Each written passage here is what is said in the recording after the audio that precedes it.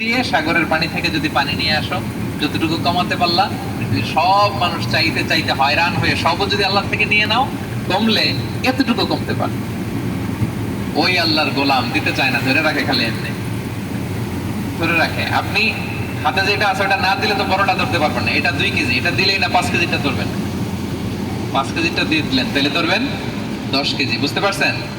দিতে হবে প্রিয় ভাইরা, হাত খুলে দান করুন। এখানে তো সব বিজনেস ম্যাগনেট, বাংলাদেশের সব বড় বড় ব্যবসায়ীরা আপনারা এখানে, হাত খুলে দান করুন। কিন্তু অন্যকে খাবার খাওয়ানো অনেক বড় সওয়াবের কাজ। এর মধ্যে দিয়ে আল্লাহ তাআলার নৈকট্যপ্রাপ্ত বান্দা হওয়া যায়। কিয়ামতের দিন আল্লাহ তাআলা বলবেন, হে বনি আদম, আমি অসুস্থ ছিলাম, আমার তো সেবা করলা না। আমি ক্ষুধার্ত ছিলাম, আমি আল্লাহর তুমি খাওয়াইলা না। মানুষ বলবে, ইয়া রাব্বাল আলামিন, আপনি তো আরশের মালিক, রাজাধিরাজ, আপনারে কিভাবে সেবা করি, আপনারে কিভাবে খাওয়াবো? আল্লাহ বলেন, ওই যে গরিব, ভুখা, নাঙ্গা, অভুক্ত আমার বান্দা তোমার কাছে খাবার চেয়েছিল, তুমি খাবার দাও নাই। ওই দিন তারে খাবার যদি দিতা, তাহলে আমি আল্লাহকে খাওয়ানো হতো। তাকে জামা দিলে আমি আল্লাহকে জামা দেওয়া হতো। তার চিকিৎসার ব্যবস্থা করে দিলে আমি আল্লাহর সেবা করা হতো।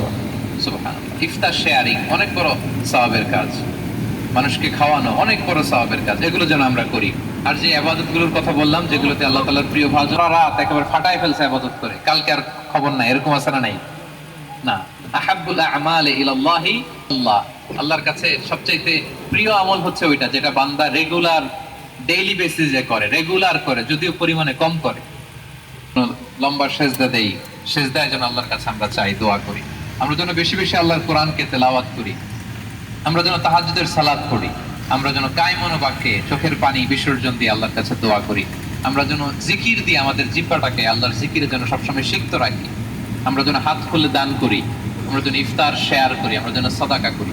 তাহলে আমরা আল্লাহ তাআলার প্রিয় হতে পারবো। কাছে আসার যে গল্প কোরআন শুনিয়েছে, আল্লাহ তাআলার কাছে আমরা আসতে পারবো, তার নৈকট্যপ্রাপ্ত বান্দাদের অন্তর্ভুক্ত আমরা হতে পারবো। আল্লাহ তাআলা আমাদের সবাইকে তার প্রিয় ভাজন বান্দাদের তালিকায় অন্তর্ভুক্ত করে নেক। আমরা সবাই পড়ি আমিন। هذا ما عندي والعلم عند الله عليه توكلت وإليه أنيب والسلام عليكم ورحمة الله تعالى وبركاته.